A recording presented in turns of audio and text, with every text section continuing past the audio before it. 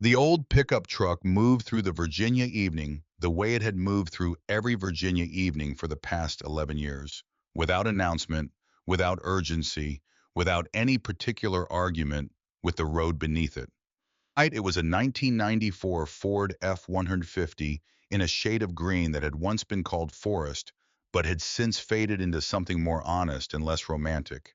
A color that belonged to old things that had stopped trying to look like anything other than what they were. The engine turned over with the particular sound of machinery that has been maintained carefully but not babied.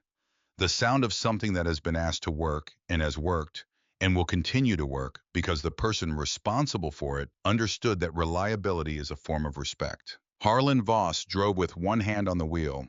His left elbow rested on the door, the window cracked 2 inches despite the October cold, because he had always preferred real air to whatever a heating vent decided to give him.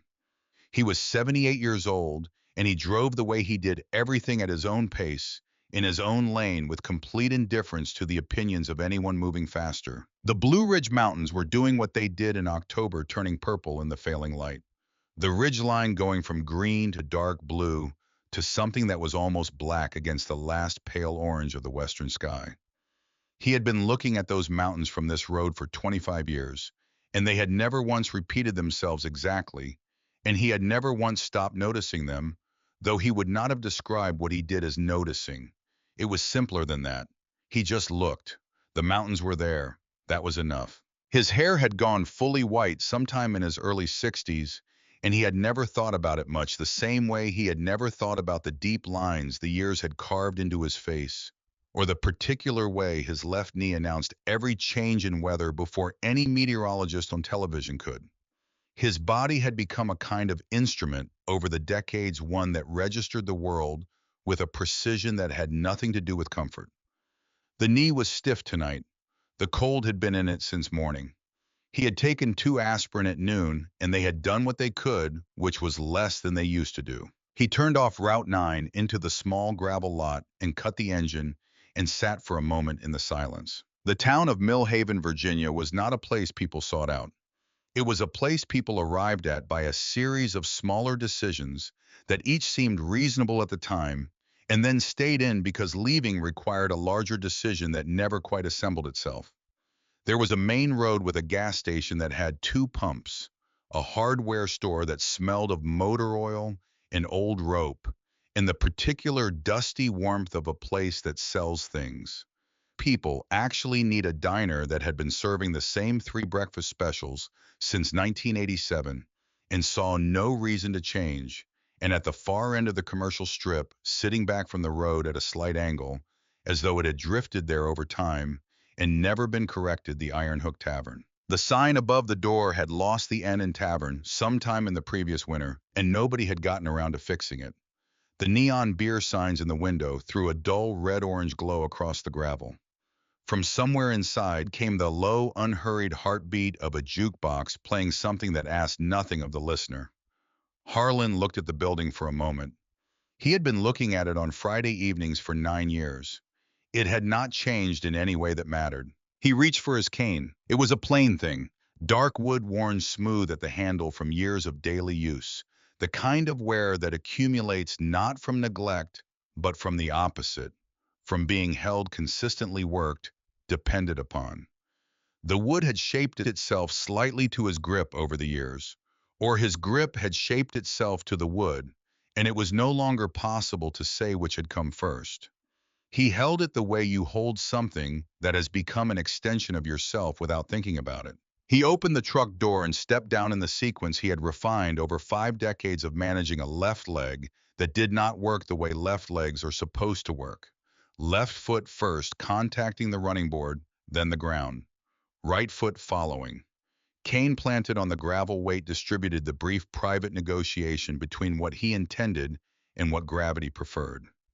His left knee sent its usual message up through the thigh, the dull, specific ache that had been part of his mornings and evenings since 1971. He acknowledged it the way you acknowledge an old letter you have read so many times you no longer need to open it. He walked across the gravel slowly, not cautiously. There was a difference that mattered to him. Caution implied uncertainty about the outcome. What Harlan Voss moved with was something else entirely, a deliberateness that came from having made peace with his own pace decades ago and having never since required the world's permission to keep it. The door of the iron hook opened with the familiar resistance of a hinge that needed oil and had needed oil for at least 3 years. The air inside received him the particular combination of old wood and the residue of 1,000 evenings stale beer, and something fried from the kitchen in back, and the low human warmth of a room that has been occupied continuously for a long time. The bar was doing its usual Friday business, about a third full. He cataloged it automatically, the reflex too old and too deep to require a decision. 14 people. 3 at the bar on stools, 2 of them talking, one alone with his phone. 2 couples near the window early in their evenings, still performing for each other slightly. A group of 4 men in work clothes who had come straight from a job site, the evidence still on their hands and the knees of their jeans, men who had been working outside in October and whose bodies showed it. A man alone at the far end of the bar with something amber nursing it, with the focused attention of someone who has learned to make a drink last. The bartender. The kitchen door slightly ajar. The front entrance behind him. 2 windows that face the parking lot. He moved to his corner. There was no sign, no reserved placard, no formal designation of any kind. It was simply the table in the far back, left the one with the wall solid behind it, and an unobstructed sight line to the front door. And it had been available every Friday evening for 9 years, because Nell Grady, who had been running this bar for 11 years and paying attention for every one of them, had understood certain things about certain customers without requiring them to be explained. He settled into the chair. His left leg found its preferred angle, slightly extended the knee at the position that argued with him least. He set the cane against the wall to his right, within reach, the handle oriented toward his hand. It had been within reach like that for 50 years. He would not have been able to explain why he still did it consciously. He simply did. Nell was already moving. She was 51 years old. Nell Grady, with dark auburn hair that had begun to show silver at the temples in a way that suited her, and a face that held the particular quality of someone who had listened to a very large number of people talk over a very long period of time and had become accurate about what the talking meant. She was not a large woman, but she had a kind of steadiness about her that occupied whatever space she was in completely. She had grown up in Harrisonburg, 40 minutes east, had worked bars since she was 22, and had been married once for 7 years to a man who had been considerably more comfortable with the idea of a wife than with the sustained reality of one. She did not discuss this often, and when she did, she discussed it without bitterness, which was its own kind of testimony to her character. She came around the end of the bar with a glass of water ice, a wedge of lemon placed on the rim. Harlan never used the lemon. She had included it every Friday for 9 years anyway, because it was the kind of small and unnecessary care that she had decided he deserved without ever telling him she had decided it. She set the glass down in front of him with the quiet precision of someone who has performed an action so many times it has entered the body's memory entirely. Cold enough out there to mean it tonight, she said. He looked up at her. His eyes were a pale, washed-out blue, the color of a winter sky seen through old glass, and they held in them a depth that did not call attention to itself, but was unmistakable once you had seen it. Getting there, he said. Nell nodded once and went back to the bar. No performance on either side. No extended exchange. 9 years had built between them a language that used fewer words than most conversations and carried more. He wrapped both hands around the cold glass. His left hand had a slight tremor this evening, the aspirin worn off, and the October cold doing what it did. He looked at nothing in particular, which in practice meant he looked at everything. The room, the positions of people in it, the door, the windows, the kitchen entrance, the man alone at the end of the bar who was on his third drink and had the posture of someone who would be on his fourth within 20 minutes. The jukebox finished its song and selected another. Behind the bar, Nell worked the cooler restock with her back partly turned, the small television mounted above the far end of the bar, running the local news. She usually kept it muted, but the closed captioning had glitched off sometime in the afternoon, and she hadn't gotten around to fixing the sound. The anchor's voice came through the bar's ambient noise at a low volume, readable but not dominant. The story about a gas main repair on the interstate concluded, and the segment shifted. The graphic in the corner of the screen read "Wanted" in blocky red letters. Beneath it was a photograph, surveillance footage, the kind captured by a camera positioned for coverage, rather than detail slightly grainy. The contrast adjusted by whatever software the department used to pull still images from video. It showed a large man, broad across the shoulders, a leather vest, a specific way of holding himself that communicated something particular to anyone who had spent time learning to read how men carry themselves. The anchor said something about a suspected arson at a commercial storage facility outside Culpeper, a fire that had destroyed two warehouses and caused significant damage to a third. Persons of interest, an ongoing investigation. Anyone with information was encouraged to contact the tip line displayed at the bottom of the screen. The segment lasted 45 seconds, perhaps 50. Nell reached up without looking and turned the volume back down, her attention on the cooler. At his corner table, Harlan Voss looked at the television. He looked at it for the full duration of the segment. His expression did not change. His hands wrapped around the cold glass did not tighten or shift. When the segment ended and the anchor moved to a story about a regional high school football championship, Harlan looked away from the screen and back at his glass. He took a slow, even drink of water. He set the glass down precisely in the center of the cardboard coaster. Outside, the parking lot was quiet. Route 9 beyond it was empty, in the way rural Virginia roads go empty on Friday evenings when the working part of the day is genuinely finished. But Harlan had spent the better part of his adult life developing the capacity to know what was coming before it arrived. Not through any mystical means, but through the accumulated practice of paying attention to the quality of stillness. The way certain kinds of quiet have a specific texture that distinguishes them from other kinds.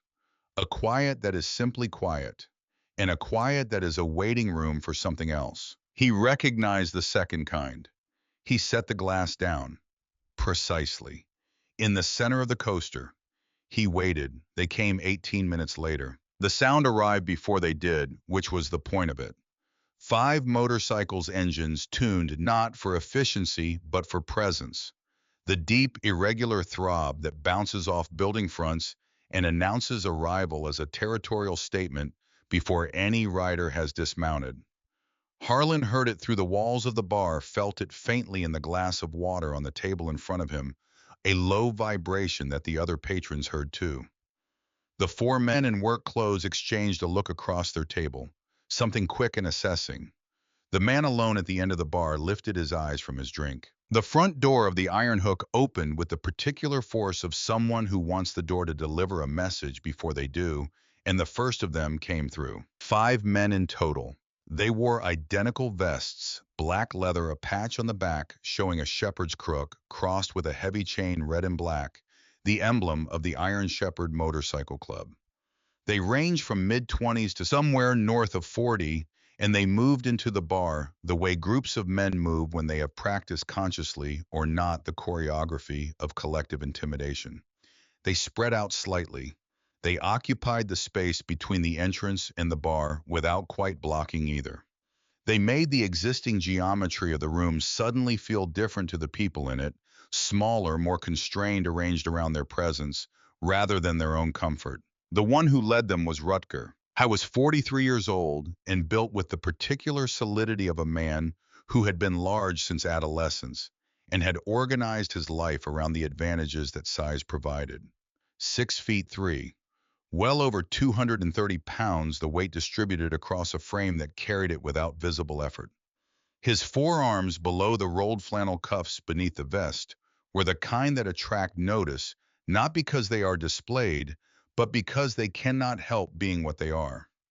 His face had been shaped by a specific history, the history of a man who had won enough physical confrontations early in life to have constructed his entire sense of himself around that fact. His eyes were a flat, pale gray, the color of old concrete, and they moved across the room with the systematic efficiency of someone who is always at some level taking inventory of what he could take. He ordered beers. Nell served them without a change in expression, the professional neutrality she had developed over 29 years of tending bar. The understanding that a calm surface is its own form of management. She set the bottles down, took the cash, went back to her end of the bar, kept her movements small and her face composed. For a few minutes it seemed like it might be nothing. The five of them occupied the stools at the near end of the bar and talked among themselves in the low-register voices of men doing the ordinary work of unwinding. The other patrons had redistributed their attention in the way civilians always do when an element of uncertainty enters a space, drawing their focus inward, making themselves quieter and less visible. The instinct of people who understand that the best outcome in certain situations is not to become part of them. Harlan watched the door and drank his water and waited. It was one of Rutger's associates who noticed him first. A younger one leaned with a restlessness about him that expressed itself in the way his eyes never settled anywhere. For more than a few seconds, the restlessness of a young man who needs an audience and is always looking to find or create one. He said something low to Rutger and indicated Harlan's corner with a tilt of his chin. Rutger turned and looked. He processed what he saw in the way he processed most things quickly, without generosity, and with a specific overlay of a man who has organized his worldview around a clear hierarchy of the strong and the weak. He saw old man alone corner table as though hiding cane against the wall. A slight tremor in the hands as the man lifted his glass, the left leg at an awkward angle beneath the table. The plainness of the clothing, a blue-green flannel shirt with no insignia, no statement. He saw the absence of any companion, any phone, any of the props that people use in public spaces to signal that they belong somewhere and someone is expecting them. He picked up his beer and walked over. The bar went quiet around his movement gradually, like water finding its level. The jukebox song continuing for a moment, as the only sound before it too seemed to lower itself against the shift in the room's atmosphere. Rutger stopped at Harlan's table. His shadow reached across the table and touched the wall behind it.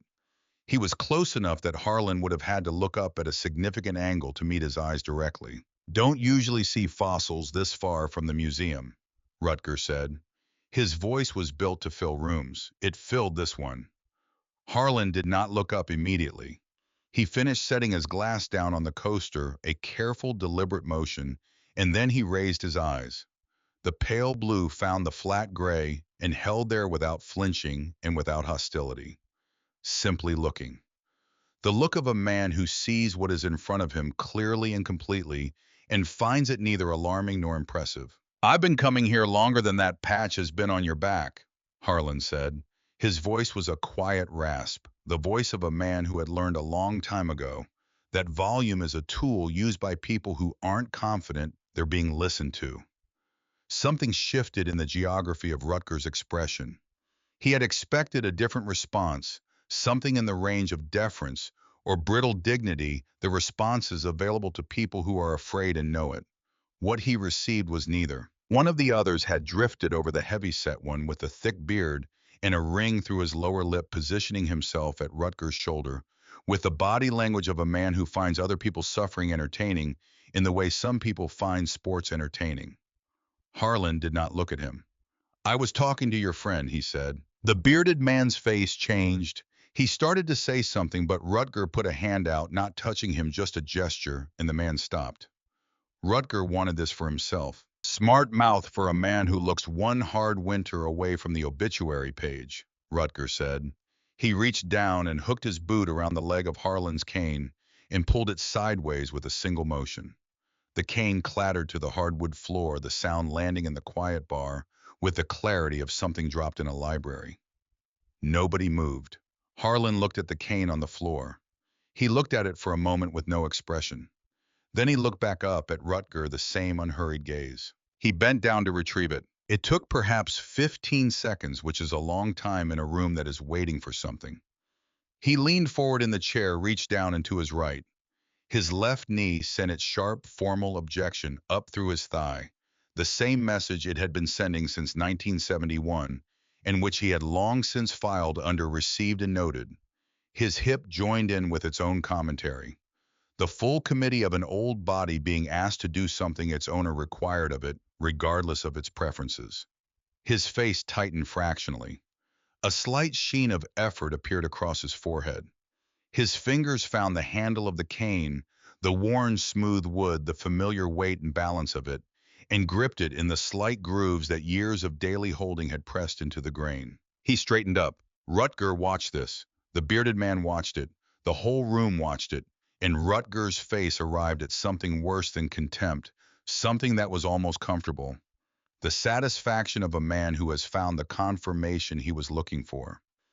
Here was the weakness, visible and unambiguous, an old man struggling with a stick, and that visible struggle was exactly the proof Rutger needed that the picture he had built in his mind was accurate. What Rutger was not watching was Nell Grady. She was not watching Harlan the way the bikers watched him. She was watching his hands. She had been watching his hands from the moment the Iron Shepherds walked through the door, because in 9 years of Friday evenings, she had acquired an involuntary intimacy with those hands. The kind of knowledge that accumulates through sustained, close observation in an unguarded setting. She knew the particular pattern of the tremor in his left hand, how it appeared when he was tired, when the cold had been deep in his bones since morning, when the aspirin had worn off by evening. She knew that his right hand was steadier always, and how he used it to compensate without appearing to compensate. What she was seeing now was different. Neither hand was trembling, not even slightly, not the fraction that she saw on his best evenings. The glass of water he had set on the coaster before reaching for the cane sat untouched, and the surface of the water inside it was completely still.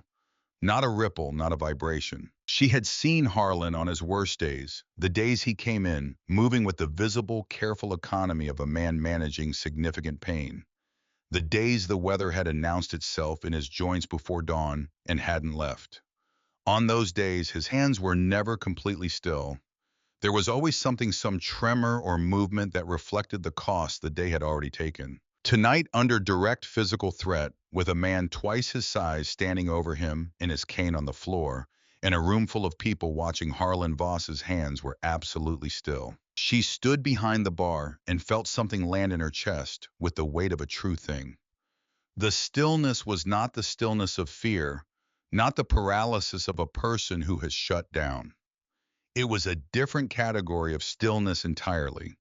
It was the stillness of a man who had arrived at a familiar place, who had been to this specific address before and knew its layout, who had navigated terrain far more consequential than this, and had learned at some point so far back it was no longer a lesson but a fact about him to become very quiet when things became very serious. She kept her face neutral. She kept her hands on their tasks. She began thinking about the cash drawer and what was in the back of it beneath the stack of singles. At the table, Rutger had run out of easy material. Harlan had retrieved the cane, set it against the wall again, and returned his gaze to the middle distance, with the composed patience of a man who has somewhere to be and knows the transportation is coming. The absence of response was maddening in a specific way that Rutger had not encountered often. Every move he had made in this interaction had been designed to produce a specific output. The flinch, the trembling dignity, the hands raised in small surrender. None of it had materialized. The old man simply absorbed the provocations the way a stone absorbs rain, and waited and looked at nothing. And that vast, unperturbed patience made Rutger feel something he was poorly equipped for, which was ignored. Hein needed to go further. "What are you even doing here?" Rutger said. His voice had dropped into a lower register, the register that in his experience preceded things becoming physical. "Man your age ought to be home, in a chair, watching the news, waiting for the next thing to go wrong with you." He put both fists on the table and leaned. The wood groaned under the shift of weight. "You think this place belongs to you? You think you belong here?" Harlan looked up at him. The pale eyes. "I think," Harlan said in the same quiet voice he had used for everything, "that I belong wherever I decide to sit down. It was not defiance for its own sake. It was not a challenge looking for a fight. It was simply a statement of fact from a man who had never in his adult life required another person's permission to occupy a space, and for whom that requirement was so far outside his experience that it had not occurred to him to pretend otherwise. Rutger straightened. He looked at the two men who had followed him over, and at the one still at the bar, and in the look was the social contract of men who perform for each other. They were watching. He had to close this. His gaze fell on Harlan's shirt, the simple flannel blue-green plaid buttoned high. And in the specific, ugly inspiration of a man who needs a performance and has run out of other material, he reached forward with both hands and took hold of the fabric. The tearing sound was loud in the quiet bar. The shirt came open from the collar down with almost no resistance, the cheap cotton giving way immediately, buttons popping and scattering across the hardwood in several directions. The fabric fell open in two halves, and what was exposed was the thin chest of an old man, the visible architecture of aged ribs apparent beneath pale skin, the chest hair long since gone white. And on his right bicep, where the muscle had thinned over 5 decades, but not entirely disappeared, a tattoo. It was faded the way old tattoos fade, the lines softened by sun and time, and the slow transformation of skin over decades. The colors muted to a range of gray, blue, and pale green. But the image was not ambiguous. An eagle wings fully extended. Beneath the eagle an anchor. Crossed over it a trident and a flintlock pistol. The bar absorbed this in silence. Rutger stared at the tattoo, his brows pulled together. He did not know precisely what he was looking at, but something in the back of his brain, some mechanism below conscious thought, was sending a signal that the symbol on this old man's arm belonged to a category he had not anticipated and could not easily categorize. "What is that?" he said. The aggression in his voice had shifted slightly, replaced by something less certain. "That," said the bearded man beside him, trying to reclaim his footing, "looks like something you get out of a machine at a truck stop." He laughed. The sound did not land the way he intended. Harlan did not look at the tattoo. He had not looked at it in years. He did not need to look at it. He knew exactly what it was and what it had cost, and how many men he had watched receive it, and how many of those men were no longer alive to wear it. He looked at Rutger. Behind those pale eyes, something moved. Not anger, not fear, not the predictable emotions of a man who has been humiliated in public. Something older and quieter than any of those things. Something that lived below the level where ordinary civilian confrontation reached a stillness so complete it had its own gravity. "Son," Harlan said. His voice had not risen a single degree. "You just made a decision you can't take back." Rutger stared at him for a moment. Then he did what men like him do when they encounter something that they don't understand and can't categorize and don't want to think about. He laughed. He turned it outward, made it big enough for the whole bar. "That's real good, old timer. That's real good." He reached down and gripped Harlan's left arm above the elbow. His hand nearly closed around it. He pulled Harlan to his feet, or began to, but Harlan was already rising, absorbing the pull into his own motion, standing with the deliberate control of a man who has decided to stand rather than one who has been forced to. The cane stayed against the wall. They moved toward the door. Rutger half pulling, Harlan moving at his own pace. Not fighting, not resisting in any of the conventional ways. Simply moving his left foot, dragging slightly on the hardwood he had been walking on for 9 years, his face entirely composed. He glanced at the clock above the bar. The motion was brief and expressionless. Nell watched that glance. She watched it and then watched his face, and what she saw was not the face of a man being taken somewhere against his will. It was the face of a man who had made a plan and was watching the plan proceed according to schedule. She did not allow herself to think about what that meant fully. She simply moved. Through the gap in the bar, into the back hallway, into the small, cluttered office. She pulled open the cash drawer on the second try. She found it at the back beneath the stack of ones where she had placed it 9 years ago, and had never moved, some instinct telling her that this was not an object to be relocated carelessly. The laminated card was the size of a business card. The laminate had gone soft at the corners from years of being there. On it, in Harlan's careful spare handwriting, was a phone number. Below the number, one sentence: "If it looks like real trouble, the kind the local police aren't built for, use this." She had read those words the day he gave her the card, standing at the end of the bar after closing time on a Friday evening in 2015. He had taken it from his breast pocket and handed it to her without preamble, and said what he said, and she had taken it and put it in the drawer without asking the questions she had, because something in the way he offered it told her that the questions were beside the point, and that the important thing was simply to have the card and know where it was. She had thought about it sometimes in the years since. She had wondered, in the unhurried wondering that bar work allows during slow patches, what kind of man hands a bartender a laminated card with a phone number and that specific sentence written on it? She had arrived at an answer sometime around the fourth year, a quiet, private answer that she had kept to herself. She was standing in the dark office with the card in her hand, and she dialed. It rang once. Operations. Male voice. Completely even. The voice of a person who exists in a state of permanent readiness and answers this line without surprise, because surprise has been removed from the equation by training and repetition and the understanding that any call could be the one that matters. Nell kept her voice at the register she used when things were going wrong and needed to be communicated without making them worse. "My name is Nell Grady. I'm calling from the Iron Hook Tavern, Route 9, Millhaven, Virginia." She paused for half a breath. "I'm calling about Harlan Voss." On the other end of the line, a silence. Not confusion. Not the pause of someone searching their memory. A silence with texture and weight and a specific quality. The quality of someone who has received information that requires immediate and complete reorganization of whatever they were doing. "Is he present?" The voice had changed. The evenness was still there, but beneath it something was moving very fast and very quietly. "Yes," Nell said.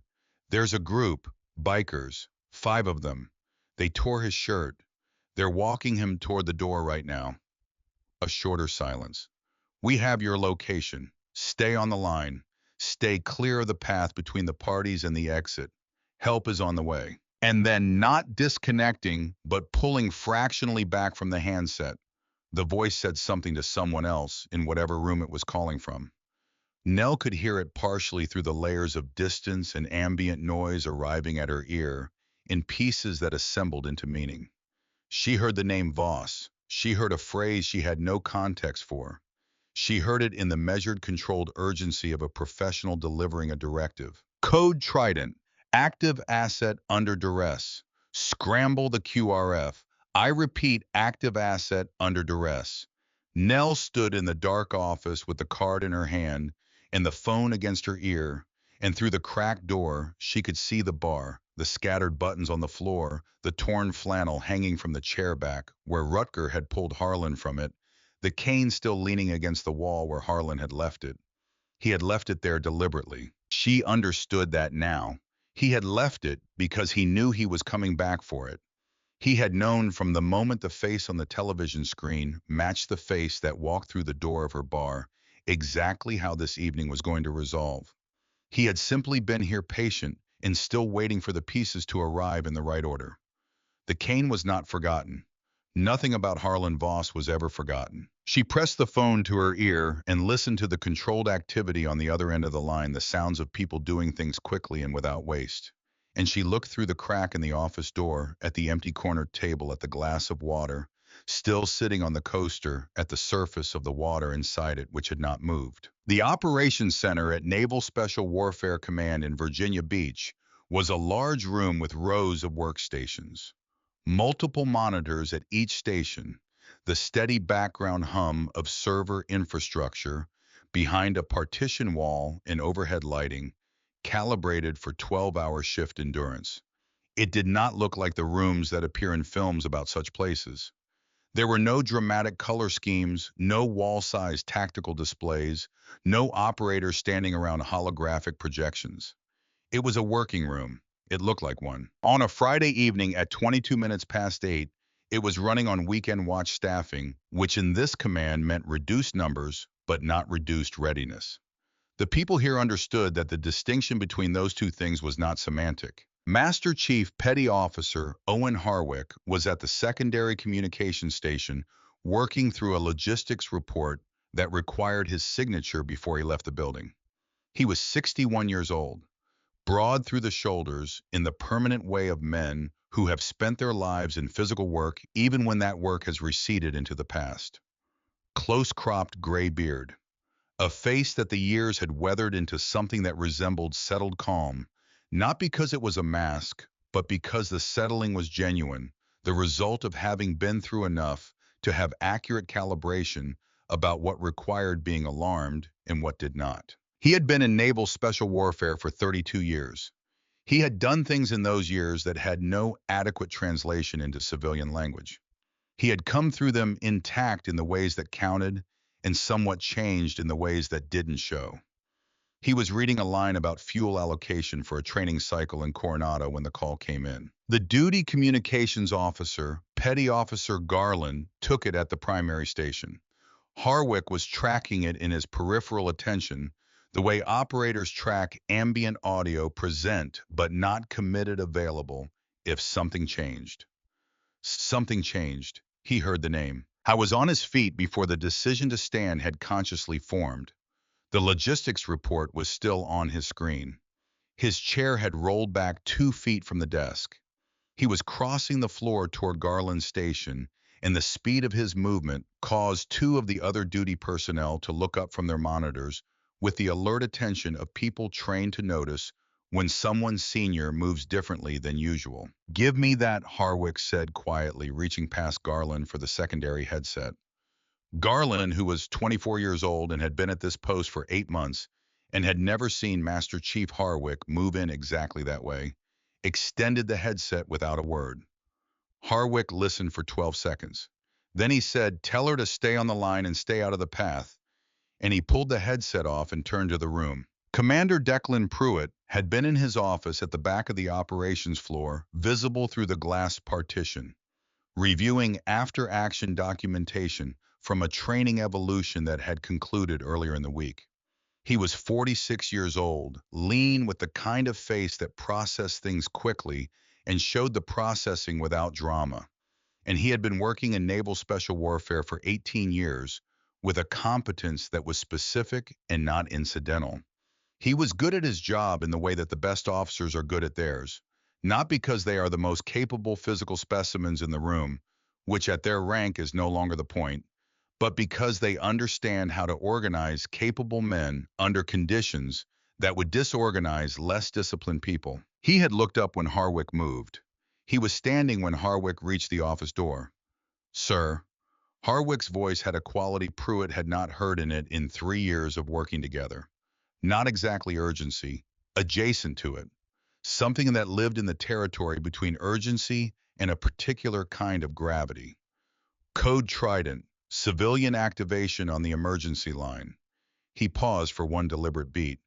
"The name is Harlan Voss." Pruitt looked at him directly. "Say that again." "Harlan Voss, sir. Civilian establishment, the Iron Hook Tavern, Route 9, Millhaven, Virginia. Witness reports 5 hostile subjects, physical contact, already made subject is being moved toward exit." Pruitt was already coming around the desk. The shift in the room was immediate and physical, a change in the quality of the air, a collective recentering of attention among every person on the floor. Not because they knew what had been said, most of them didn't, but because they could read in the bearing of two senior men a change that was categorical rather than incremental. "Harlan Voss," Pruitt said. The name occupied his mouth differently than most names did.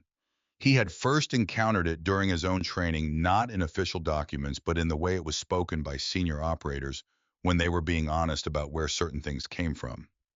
He had encountered it again in a redacted file 3 years ago, in a context he was not permitted to discuss in this room. He had never expected to encounter it in a live operational situation on a Friday evening. He turned to the room. "QRF, full deployment, wheels turning in 5 minutes. He looked at Garland. "Coordinate with the local sheriff's office, Millhaven, Augusta County. A Tier 1 asset is in a compromised situation. Naval personnel are responding. Sheriff's Department is to establish outer perimeter only. No entry, No contact with the parties inside. This is our situation to manage. He turned back to Harwick. Tell me about him. Now, while we move. They were already going. I served under him, Harwick said as they moved down the corridor toward the equipment staging area. The sentence arrived with a weight that slightly changed the air around it. Briefly, 1987. He was in his last years then. I was just beginning mine. He ran a training evolution in August heat that I have thought about at least once a week for 34 years.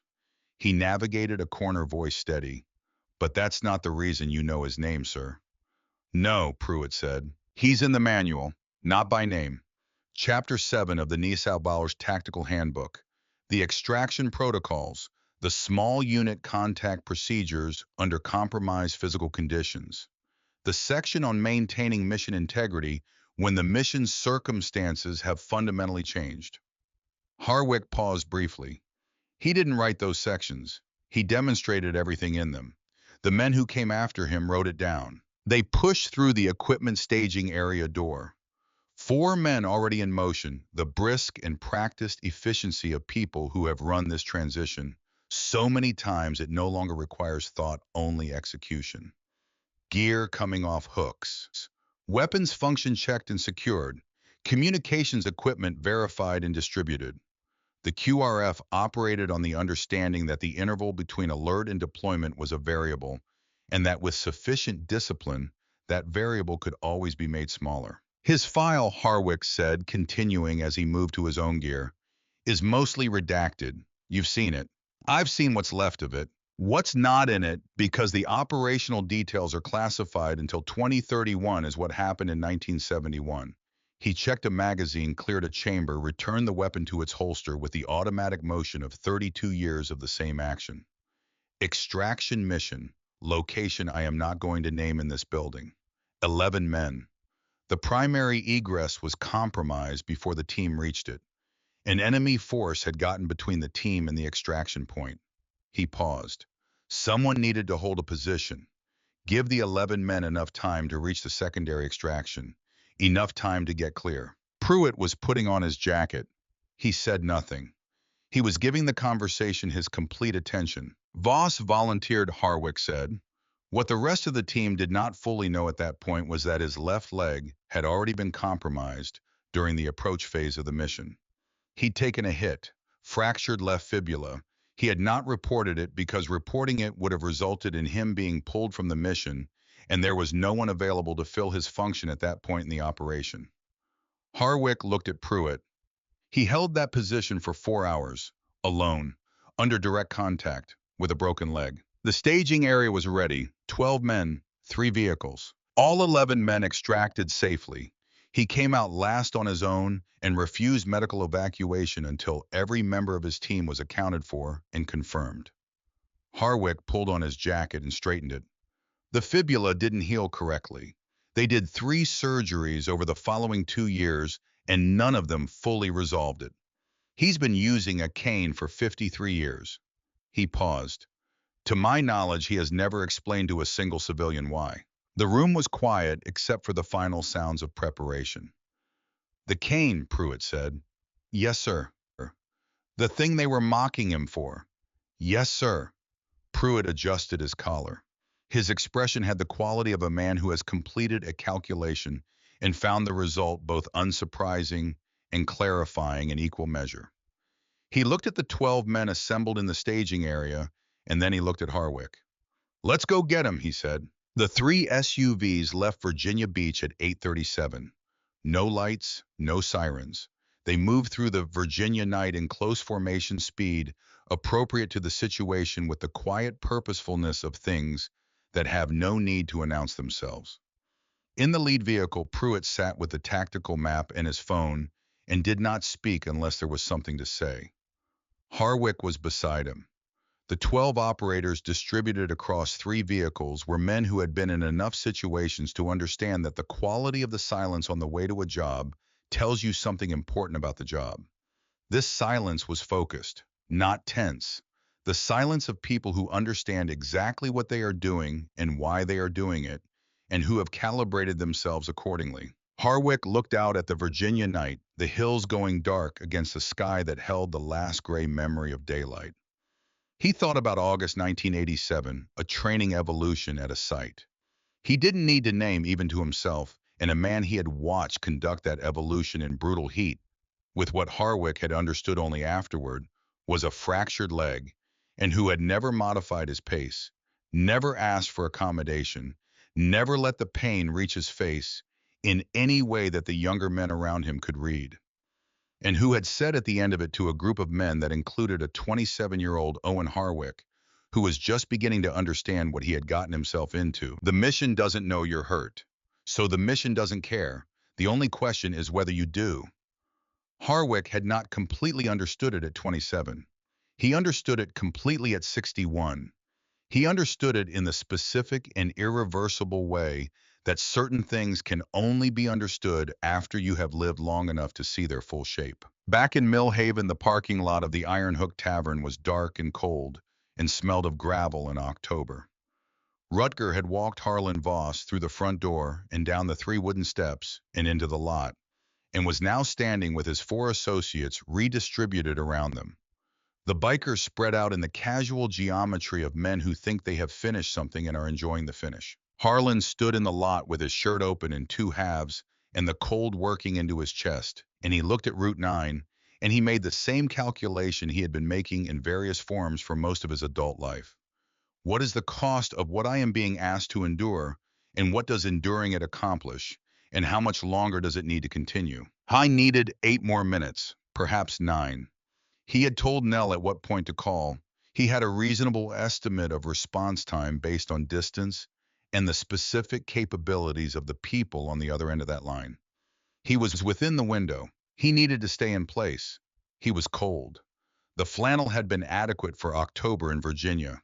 With the shirt open, the wind off the ridge came through without obstruction. Rutger was talking.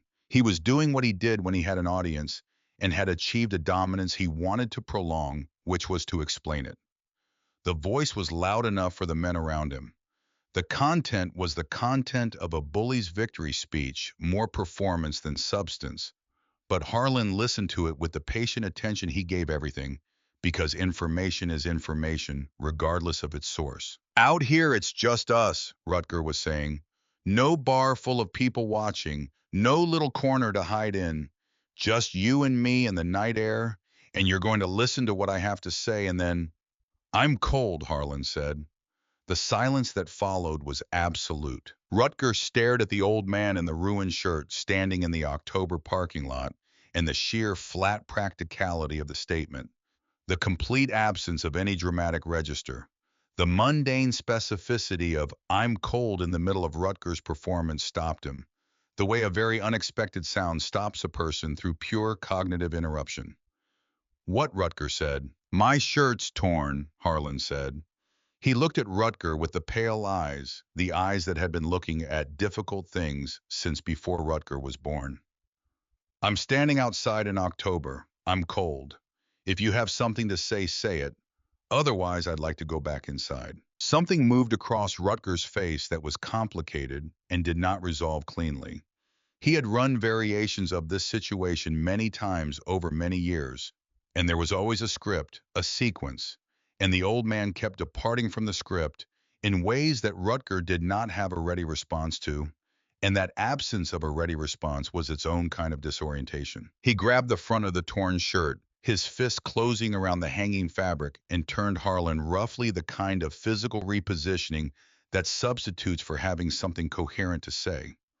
And at that moment, the parking lot of the Iron Hook Tavern filled with light, not police lights, not the cycling red and blue of cruisers.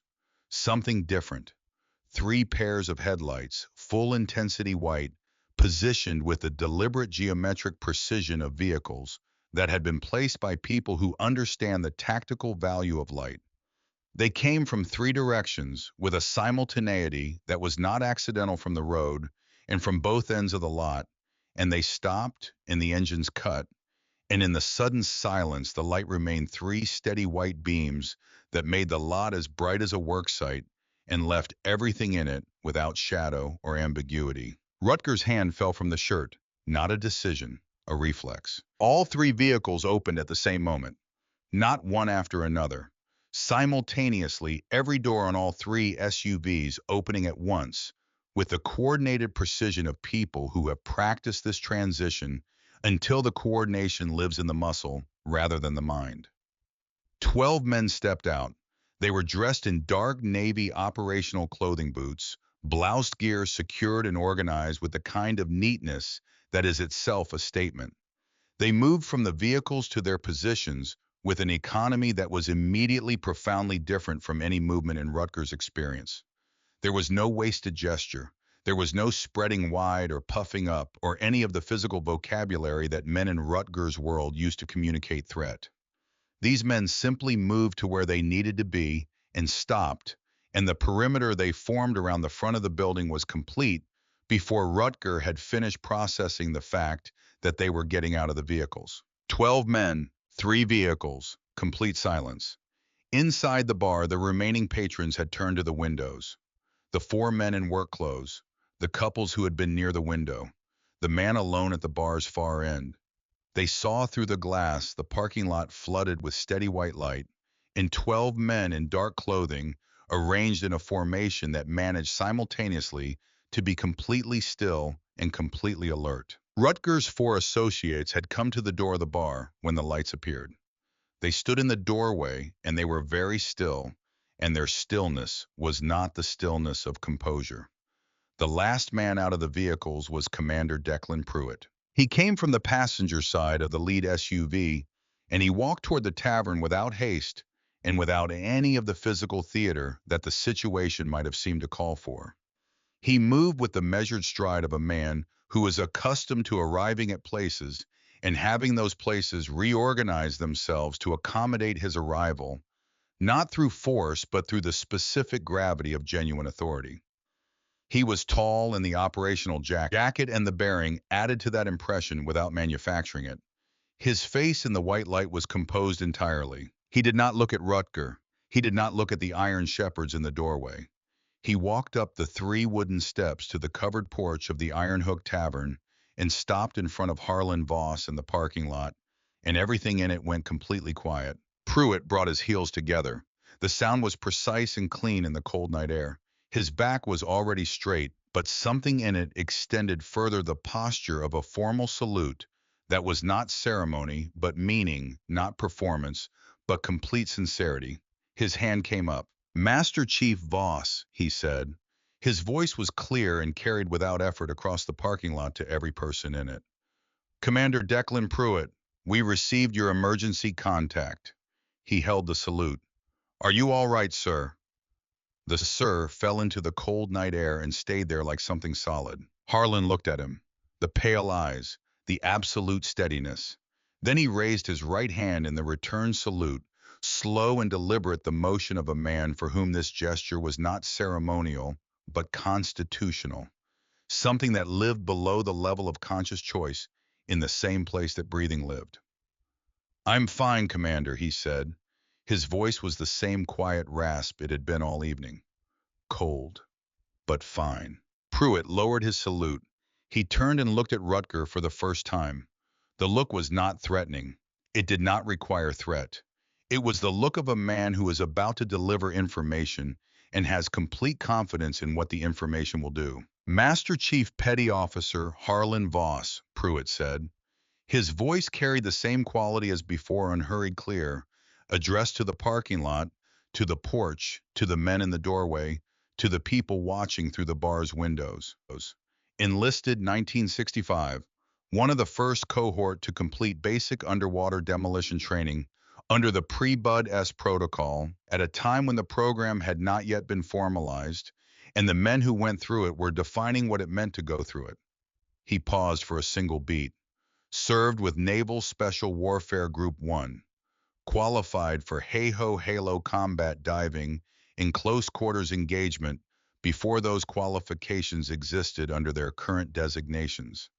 The program he completed is the direct ancestor of the program that every operator in this command went through. He paused again, not for effect, because what was coming next required its own space. Recipient of the Navy Cross. Behind Rutger, one of his associates took a small step back. He did not appear to notice he had done it. The Navy Cross was awarded for actions during a classified extraction mission in 1971. The operational details remain sealed and will remain so. What is not sealed is the outcome. 11 men extracted safely. One man held a position under direct hostile contact for 4 hours to make that extraction possible. That man did it with a fractured left fibula that he had sustained hours earlier during the approach phase of the mission and had not reported because reporting it would have removed him from a mission that could not afford to lose his function. Rutger was looking at the cane. He was looking at it with an expression that had begun as contempt and had traveled over the course of the past 2 minutes to a place that contempt does not know how to reach. He also holds 2 silver stars, Pruitt continued. His voice had the quality of something that cannot be interrupted, not because of volume, but because of gravity. 3 bronze stars with Valor device, 3 Purple Hearts. He retired from Naval Special Warfare in 1998 after 33 years of continuous service. During those 33 years, the tactical protocols he developed and demonstrated in the field were codified into the Naval Special Warfare training doctrine that is in use today. The extraction procedures in Chapter 7 of the current Niesalbaum Tactical Handbook trace directly to what this man demonstrated with his body in conditions that most people cannot imagine and would not survive. He stopped. Let that settle. Every operator standing in this parking lot was trained under doctrine that Harlan Voss made possible. Every one of them. The tattoo on his arm is the Naval Special Warfare Trident. It is not a decoration. It is not a symbol in the way that most symbols are symbols. It is a mark of verified completion of one of the most demanding military qualification programs that has ever existed in any branch of the United States Armed Forces. He did not receive it, he earned it, in the specific and literal and unambiguous sense of that word. The parking lot was quiet enough that the sound of Route 9 in the distance was audible, a truck passing somewhere to the north, the wind in the bare trees at the lot's edge. Pruitt's voice dropped by 1 degree.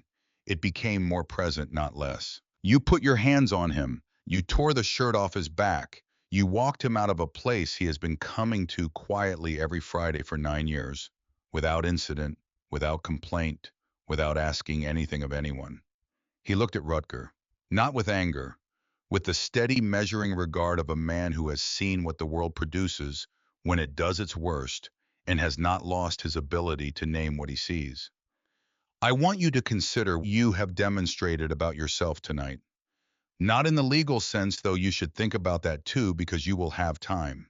I mean in terms of what kind of man chooses this as an evening's entertainment, in front of witnesses, in front of this community. He held the look for a moment longer. I hope it was worth it to you. Rutger said nothing.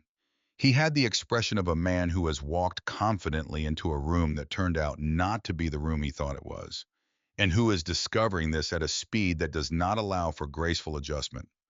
He looked at Harlan, the old man in the ruined shirt on the porch, the 12 men in the light behind the commander, the pale eyes looking back at him with something that was not triumph, not anger, not relief. It was something he did not have a word for. I would have a word for it later. He would think about it many times in the months that followed, in the quiet and reduced circumstances that followed, and he would eventually arrive at something close to a word. But not tonight. Tonight the word was not available to him. Inside the bar, the 4 men in work clothes had been watching through the window. They were men in their 50s and 60s, men who worked with their hands, and whose hands and faces showed the evidence of that work accumulated over decades.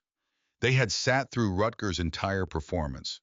They had made the calculations that civilians make when confronted with a complicating force, the calculations of exposure and consequence, and the pragmatics of keeping yourself out of situations that aren't yours. But they had watched everything. And the man nearest the window, the heavy-set one in the Carhartt jacket with the gray beard, and the hands that looked like they had been used for serious work for a very long time, pushed back his chair. He stood up. He did not make a gesture. He did not say anything. He simply stood and faced the window, facing the scene in the parking lot. The man across from him stood. Then the man at the far table. Then the man at the end of the bar with his amber drink who had said nothing to anyone all evening and had watched everything with the still patient attention of someone who has a long memory for certain specific kinds of moments and knows one when it occurs. Four men standing, facing the window, not applauding, not speaking, not performing any of the gestures that acknowledgement usually takes in public spaces. Just standing in the way that men of a certain age and a certain kind of history sometimes stand when they have witnessed something that calls for a response. And the response that is adequate to the moment is not a thing that words or gestures do well. Nell Grady came out of the back office. She stood behind her bar and she looked through the window at the parking lot and at Harlan on the porch and at the 12 men arranged in the white light and at Commander Pruitt and at Rutger, standing with his hands at his sides in his elaborate performance completely and finally over. And she pressed the back of her hand against her mouth and she did not make a sound. The sheriff's department arrived 7 minutes after the SUVs, two cruisers light bars running pulling into the far end of the lot with the cautious approach of personnel who had been told to establish a perimeter and not enter, and who could see from where they parked exactly why those instructions had been given. Deputy Calloway had been with the Millhaven Department for 19 years. He stepped out of his cruiser, assessed the scene in the parking lot, and walked to where Commander Pruitt was standing at the perimeter's edge. What followed was a 4-minute conversation between two professionals who understood their respective jurisdictions and were both competent enough to manage the handover without friction. Pruitt provided the account. Calloway asked two questions. He got two complete answers. He made his radio call. Within 30 minutes, two additional cruisers had arrived. A detective from the county had been pulled from his Friday evening and was on his way. Rutger and his four associates were being documented and separated with the organized efficiency of a department that had seen enough Friday evening incidents to know how to run the process. Rutger was quiet through most of it. He had the bearing of a man going through the options available to him and finding each one foreclosed. The youngest of his associates was less composed, cycling between loud protest and sullen silence, in the way of someone who has never been in a situation this far outside his range of experience. The assault charge was uncomplicated. The physical evidence was unambiguous. A torn shirt, scattered buttons on a hardwood floor, a witness statement from a bartender who had seen everything from 3 feet away. 12 federal operators and one sheriff's deputy who had arrived to find the scene intact. Calloway was methodical and thorough, and when he sat down with Harlan's statement, 3 sentences delivered in the same quiet rasp Harlan used for everything. He wrote it down with the careful attention of a man who understands that some statements carry a different weight than others. What Calloway did not know yet, and what would become apparent over the following 72 hours as the FBI field office in Richmond began cross-referencing, was that the booking photograph from that evening, taken under the standard procedure of the Augusta County Sheriff's Department, was going to produce a match with the surveillance image from the news segment that had aired earlier that same evening. A forensic image analyst would describe the match in her report as conclusive. 8 months of investigative work into the Iron Shepherd MC's activities in the Shenandoah corridor had not ended in that parking lot. But it found in that parking lot the specific thread that, when pulled, would cause a great deal else to come apart. None of this had been Harlan's plan in the design sense. He had not arranged it. He had not coordinated with the FBI. He had watched 45 seconds of local news coverage, recognized a face, and made a decision in the way he made all decisions, quickly, correctly, and without sentiment. A man who was wanted in connection with a serious crime had walked into the bar where Harlan Voss sat on Friday evenings. The outcome from the moment Harlan recognized that face had been a matter of keeping that man in place until the appropriate people arrived to deal with him. He had kept him in place. He stood now on the porch of the bar with a navy jacket someone had produced from a gear bag draped over his shoulders against the cold, watching the organized activity of the parking lot with the calm, focused attention of a man who finds particular satisfaction in watching people do their jobs well, whatever those jobs happen to be. Owen Harwick came and stood beside him. They stood without speaking for a moment. Harwick was 6 inches taller and 4 decades younger, and they stood with an ease that is specific to men who share a certain kind of history. Not the history of long friendship, but the history of a formative experience. The kind of gravity that accumulates when one person's actions have had a decisive and permanent effect on the course of another person's life. You look terrible, Harwick said. You got old, Harlan said. I had help. They were quiet again. In the lot below them, Rutger was being walked toward a cruiser, his hand secured, his bearing stripped of the performance he had maintained for years. Without the performance, he looked smaller. Not physically, the size was still there, but dimensionally, the way things look when you remove the light that was making them appear large. Owen, Harlan said. Sir, you didn't need to come yourself. Harwick looked at the old man beside him. Harlan was still watching the parking lot, the jacket over the ruined shirt, the white hair luminous in the headlight, washed the cane in his right hand. He looked exactly like what he was. Not a monument, not a symbol in the way that symbols are usually meant. A man, an old man with a damaged leg, in a cold evening, in a shirt that needed replacing, who had done what the situation required in exactly the measure the situation required, and who was now watching the aftermath with the same equanimity he had presumably brought to all the other aftermaths, in a life that had contained more of them than most. Yes, I did, Harwick said. Harlan considered this. Then he nodded once and the subject closed. Inside the iron hook, the four men who had stood at the window had sat back down. The bar was reassembling itself around what had happened, the way rooms do after significant events.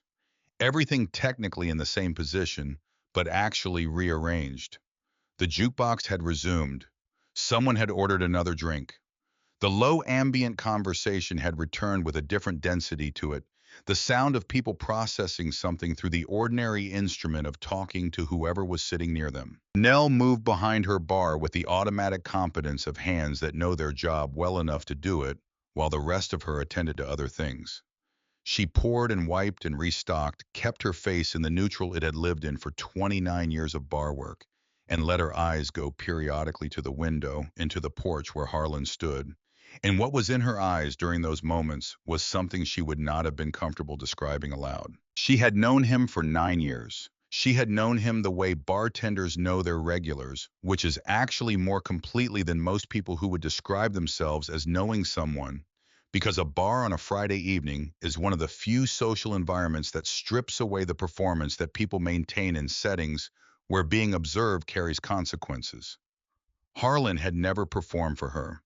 He had simply been present in his corner with his glass of water for 9 years of Friday evenings, and she had assembled from those evenings a picture of a man that she had never articulated fully to herself because it had not seemed necessary. It was necessary now.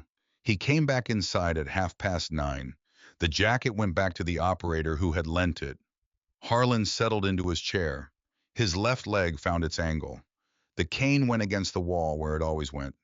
His shirt was still open in two halves, and he held them together with his left hand, the absent practical gesture of a man dealing with a draft problem rather than an indignity. Nell came around the bar with a glass of water and beside it a folded flannel shirt, dark green medium weight from the hardware store 3 doors down. She had sent the youngest of the work boot men to get it 40 minutes ago, pressing two 20s into his hand without explanation. He had gone without asking for one. Harlan looked at the shirt. He looked at Nell. The bathroom's clear, she said. Go put it on. I went. I was back in 4 minutes.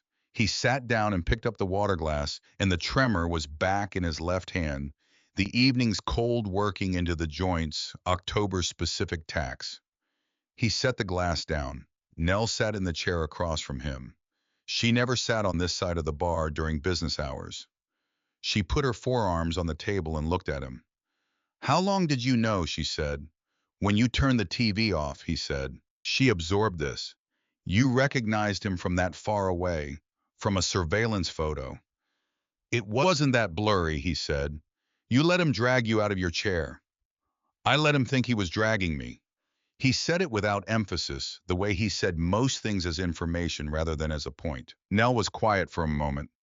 The last of the cruisers pulled out of the parking lot through the window behind her. The SUVs had left 20 minutes ago. Pruitt had shaken Harlan's hand before leaving a grip held 2 seconds longer than a formal handshake requires, and had said something low that Nell hadn't caught. Harlan had nodded once. Whatever it was had landed completely. Harwick had been last. He had stood in front of Harlan on the porch and put his hand on the old man's shoulder briefly, and Harlan had covered it briefly with his own, and then Harwick had walked to his vehicle, and the convoy had moved back onto Route 9, and the night had absorbed them as if they had not been there. He said something to you, Nell said. Right before you went through the door, you leaned close to him and said something. I saw it through the office door. Harlan set the water glass down. He looked at the table surface for a moment, the scarred wood with its record of 9 years, the ring marks and the minor gouges that accumulate in surfaces that are used seriously over a long period of time. I told him I recognized his face from the news, he said. I told him the longer he kept me in this bar, the worse it was going to go for him. Nell looked at him steadily. He thought you were bluffing. He thought I was a frightened old man saying whatever came to mind, Harlan said. No irony in it, no satisfaction, just the accurate description of what had occurred from the perspective of someone who had been inside it. And he didn't leave. He didn't believe me, which was his mistake to make. Nell was quiet for a moment. The jukebox was playing something slow and unhurried. Route 9 through the window was dark and empty. The workboot men at their table were talking in the low tones of people who have shared something they are still trying to find the edges of. Why didn't you just go, she said. When they first came in, before any of it started, you could have gotten up and walked out. He considered the question. He gave it the full consideration that he gave things that were asked seriously. Because walking out, he said, would have meant he walked out too. And the people who have been working on that investigation for 8 months don't get the thread they need. He paused. And because a man who spent 33 years doing difficult things in difficult places, for reasons that had nothing to do with his own comfort, does not get up and leave a bar because someone is rude to him. The second reason was the real one. Nell understood that. The first was context. The second was character. She looked at the cane against the wall. Harwick had come in before he left, had found her behind the bar, and told her in under 2 minutes in the way that men like him deliver important things without preamble and without decoration. He had told her about 1971, about the position, about the fractured leg that had never been reported and never been mentioned by the man who had been walking on it for 53 years. He told me, she said, Harwick, about 1971. He said I should know. Harlan's expression did not change, but something behind it shifted fractionally the way a surface changes when something moves in the room. Owen talks too much, he said. Owen talks exactly enough, she said. A silence settled between them, the comfortable silence of people who have known each other long enough to have arrived at a new place in that knowing without losing the foundation of everything before it. The men who didn't come home, Harlan said. His voice had dropped not in volume, but in the way that voices drop when what they are carrying is heavier than usual. They don't get to tell their stories.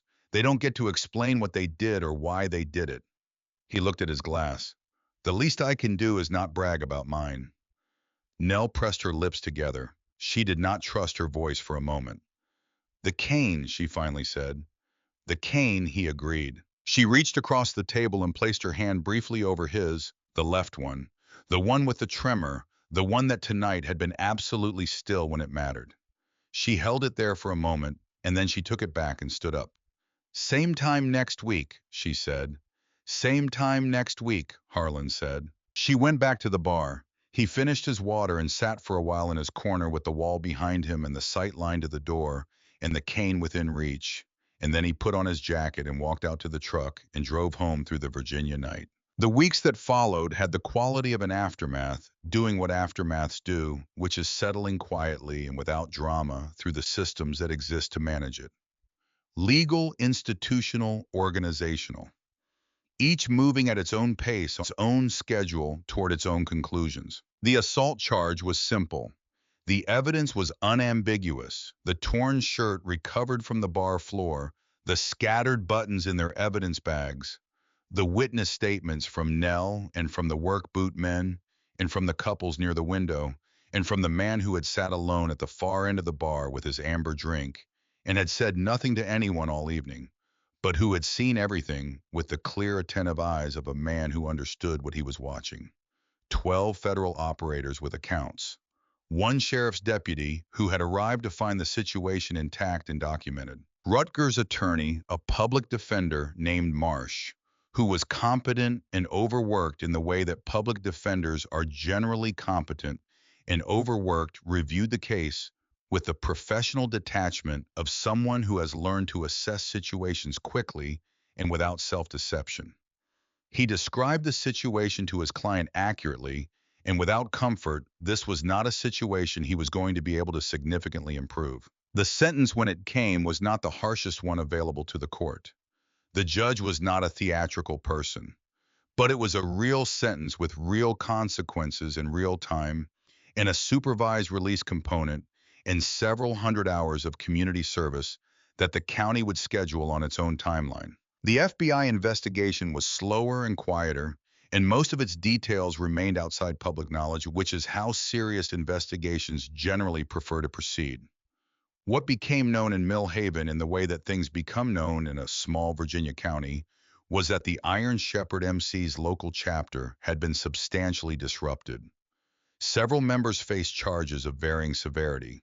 The national organization had moved with notable speed to sever its association with the Millhaven chapter, and with Rutger personally, the speed of that severance carrying in it a message about the calculation of association that the remaining members were in no position to misread. A chapter that had operated for 11 years ceased to exist as a functional organization within 30 days of a Friday evening in October. Harlan came in every Friday. He sat in his corner. He ordered water. Nell brought it with the lemon wedge he never used, same as always. The jukebox played. The regulars came and went. The Iron Hook returned to being what it had always been, a place for people who needed a quiet corner and no particular interrogation. But something had changed in the invisible way that spaces change after events of sufficient weight. The four workboot men continued to come in on Fridays, as they had for years, and now they stopped at Harlan's corner table on their way to their own. Not to make conversation, not for any extended acknowledgement, just to stop. The man with the gray beard and the large hands would put one hand briefly on the back of the chair at Harlan's table, the specific gesture that is neither touching nor not touching, a contact without contact, and then move on. Every week, without discussion, without any of them deciding to do it as a decided thing. It had simply become part of the evening structure, as natural and unremarked as the jukebox. Nell noticed. She said nothing. In November, the first hard frost came early, and the leaves came down all at once. The mountains went brown and then bare, and the sky above them turned the clear, cold blue of deep autumn. Harlan drove Route 9 every Friday in the old pickup, the heater running.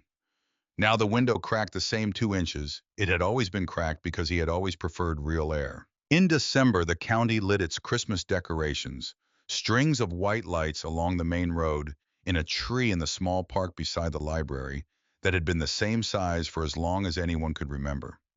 Harlan drove past it without particular comment.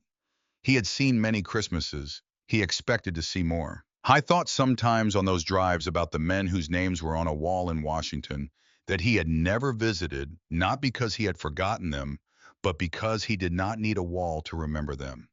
He remembered them the way you remember things that are inside you continuously without needing a specific prompt. They were present in the morning when he took his aspirin, and in the evening when his knee stiffened in the cold, and in the Friday evenings when he sat in his corner and watched the door and drank his water and waited for nothing because he was already exactly where he needed to be. I thought about one of them in particular during those winter drives, a man named Delaney, who had been from South Carolina and had never in his life been accused of brevity, who had talked enough for 3 men and laughed at his own jokes before he finished telling them, and who had died doing something that Harlan was not permitted to describe in any detail, even now 53 years later. and who deserved to be driving a pickup truck through Virginia in December and was not. It was not grief what Harlan carried. It was something more permanent than grief, something that had finished the process of grief long ago and come out the other side as a simple, ongoing fact about the shape of the world. He drove. The mountains were bare and dark against the winter sky. 4 months after the October evening on a Tuesday morning in February, Harlan drove to Staunton for a routine appointment at the county administrative building concerning a property tax adjustment on the small house he had owned outside Mill Haven since 1999. He drove himself as he drove everywhere. The pickup moved through the winter landscape, the fields brown, the tree lines stark, the sky above the valley a pale and even gray. The county administrative building shared a parking lot with the district court annex. The lot was mostly empty on a Tuesday morning, the work of county government generating less traffic than the weekend's courthouse business. Harlan pulled into a spot near the entrance, cut the engine, and sat for a moment in the particular pause between one thing and the next that he had maintained as a practice for most of his adult life. He looked at the far end of the parking lot. A man in an orange visibility vest over a heavy jacket was moving along the painted curb at the lot's far edge, working a push broom in long, even strokes, moving the accumulated winter residue of road salt and sand and decomposed matter off the asphalt and toward the gutter. His breath came out in small clouds in the February cold. He was large across the shoulders. He moved with the particular quality of someone doing a job with their complete attention, not because the job engaged them, but because giving complete attention to an unengaging job is a way of filling time that has been emptied of most of the things that used to be in it. It was Rutger. The community service component of his sentence had been assigned to the county roads department, which had a program for this, and the county administrative lot was one of the locations on the rotation. Harlan had not known this specific fact. He knew in the general way that a person knows how local government works when they have lived in a small county for 25 years, that such programs existed and operated on schedules set by people with desks in the building he was about to enter. He had not known that this specific Tuesday morning would place this specific man in this specific lot. He sat with his hand on the door handle. I thought about a number of things without urgency or order. He thought about the architecture of fear, the specific kind that expresses itself outward rather than inward, the kind that makes a man large and loud and grabbing, because looking at it directly would require a kind of courage that is rarer than most people understand. He thought about a man he had known in 1971 who had been before the shared ordeal of what happened that year, someone Harlan would not have chosen for company, difficult and abrasive in the way of a person who has been wearing their damage as armor for so long they have forgotten it as armor, and who had come through that ordeal into something recognizable as himself, stripped of the performance, and had turned out to be someone Harlan had respected without qualification for the rest of his life. He had thought sometimes about what that man might have become if the stripping had never happened. He opened the truck door. Left foot, right foot, cane planted, weight transferred. The February air was sharp and clean and smelled of frost and bare earth, and the particular mineral quality of a cold that has settled in seriously and intends to stay. He stood for a moment getting the knees settled into the morning's arrangement, and then he walked toward the building entrance. His path took him across the far section of the lot. He walked at his pace, the cane marking the asphalt in its quiet rhythm, the left foot in its accommodated pattern. Ahead of him, Rutger continued working the broom along the curb, steady strokes, the orange vest, very bright against the gray of the February morning. When Harlan was perhaps 20 feet away, Rutger's peripheral awareness registered someone approaching, and he looked up in the automatic way of people doing repetitive physical work when movement enters the edge of their vision. He saw Harlan. The broom stopped, not a pause, a stop. The rhythm that had been steady simply ended, the broom held in place. Rutger's hands on the handle, his body straightening. The straightening did not have in it any of the postural expansion he had always used to maximize the impression of his own size. It was simply a man standing up from a working position to a standing one. His face did not arrange itself into any of the configurations it had worn on the October evening. It was just his face. the face of a person who has had most things removed and is discovering what remains. He looked at Harlan. Harlan walked to within 10 feet of him and stopped. They stood in the empty far end of the county administrative parking lot on a Tuesday morning in February and looked at each other. The broom was between them. The orange vest was very bright. The February sky was pale and even and gave nothing in any particular direction. Rutger's mouth opened slightly.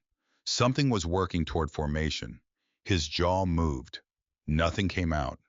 He looked down at the asphalt at the line of displaced salt and grit that the broom had been accumulating and then back up. Harlan looked at him for a long time, not with anger. Whatever function anger serves the situation had ceased to require it at some point in the months between October and now. What he looked at Rutger with was the quality that comes from having spent a very long life developing an accurate understanding of the material composition of people, not in the moral sense, not in the sense of judgment, but in the sense of a person who has worked with many kinds of difficult material under many kinds of pressure and has learned to see what it is made of and where it will hold and where it will not. On the October evening, he had looked at Rutger and seen a man whose entire structure was built around a performance of strength that was in fact the external expression of something much smaller and much more frightened. He looked at him now and saw the same man, smaller now in the way that things become their actual size when the performance around them ends. The performance was gone. What remained underneath was not monstrous. It was ordinary. The ordinary, recognizable, deeply human smallness of a person who had made bad decisions for bad reasons over a long period and was now for possibly the first time required to sit with the weight of them without the protection of the performance. I was sitting with it. Harlan raised his right hand, not in a salute. He was a civilian standing in a county parking lot on a Tuesday morning in February. He raised it in the way one man raises a hand to another across a distance, the slight upward movement that means I see you and you see me, and we are both present in this moment, and we will both continue from it in our separate directions. He held it for a moment. Then he lowered it, turned, and walked toward the entrance of the building. He did not look back. This was not a principle or a philosophy. It was simply how he moved. Forward, at his own pace, with the cane and the knee and the 53 years of accommodation and the 33 years of things he carried and the 9 years of Friday evenings and the particular stillness that had come from having been in enough genuinely dangerous situations to have developed an accurate and permanent sense of what danger actually was and what it was not. The automatic doors opened in front of him. He went through them into the warmth. The property tax matter took 40 minutes. A woman named Prater in the assessor's office had the paperwork ready. She was efficient and unhurried, and they concluded the business without drama. Harlan thanked her and walked back through the lobby and out through the automatic doors. The parking lot was empty in the far corner. The orange vest was gone. The push broom leaned against the curb at the end of the line the man had been working where it had been left to be retrieved. Harlan walked to his truck. Left foot, right foot, cane planted, door opened the sequence. He sat for a moment after closing the door in the pause he kept. He looked at the empty lot. I thought about Delaney again briefly. He thought about the way certain calculations only make sense in retrospect. The way the value of a decision that cost you something is sometimes only visible years later in the people who are alive because you made it.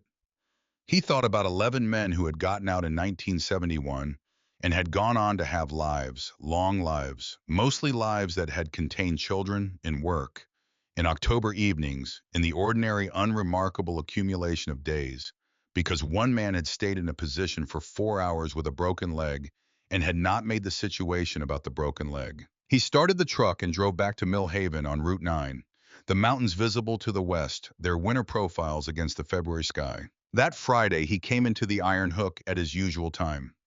The parking lot was quiet. The gravel was cold. The sign above the door still said Taver with the N missing, which meant either nobody had gotten around to replacing the letter or nobody had decided it was worth replacing. And in a place like Mill Haven, the distinction between those two things was often purely theoretical. I went through the door. The familiar air received him. The jukebox, The overhead lights dim and kind, the floor scuffed in its permanent traffic patterns. Nell was behind the bar. She looked up when the door opened, and when she saw who it was, she nodded once. The nod of someone acknowledging the arrival of something both expected and right.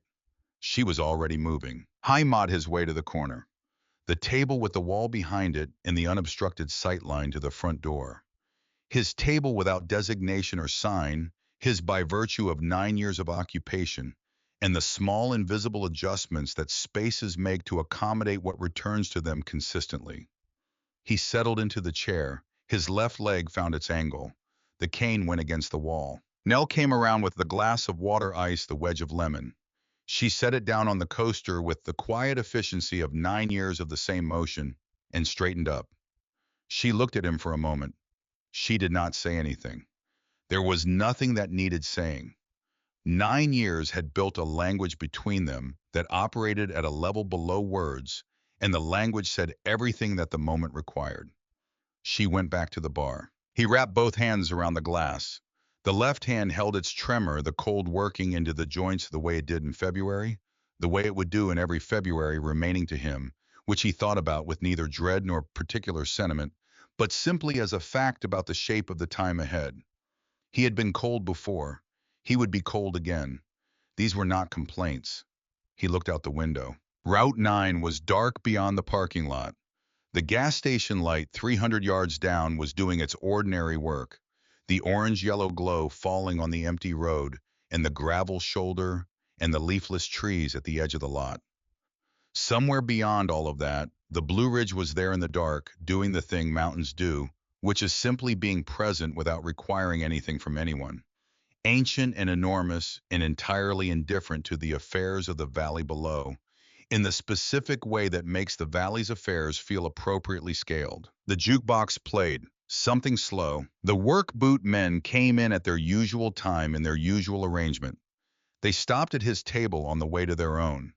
The man with the gray beard put his hand briefly on the back of the chair, the gesture that had become part of the Friday evening's architecture without anyone deciding it would be. Harlan received it the way he received it every week, without performance, without deflection, with the simple acknowledgement of a man who understands that certain things are offered as truth and deserve to be received accordingly. A few other people came in. The bar filled to its usual fraction. The jukebox cycled through its choices. Nell moved behind the bar with the practiced ease of a person whose hands know their work so completely that the rest of her is free to attend to other things. Harlan sat with his water and his sight line to the door, and the cane within reach, and the pale eyes that looked at nothing in particular, and therefore looked at everything. He thought about the men who had not come home, not with grief which had done its work long ago and finished, but with the simple, ongoing awareness of them, the way you are aware of things that are part of you. They did not get to sit in bars on Friday evenings. They did not get to feel February and old injuries, or watch gas station lights through cold windows, or hear jukeboxes play something slow in rooms that smelled of old wood in the accumulated evenings of ordinary people.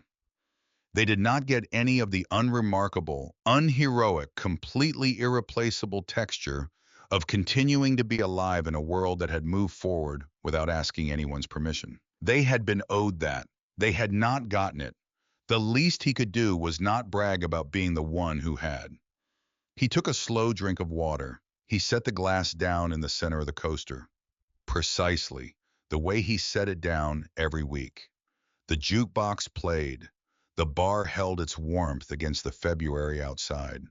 The mountains were out there in the dark, doing what mountains do. Harlan Voss sat in his corner with his back to the wall and the door in his sight line and the cane within reach. And he was exactly where he was going, and he needed nothing else, and he waited for nothing because this was already it.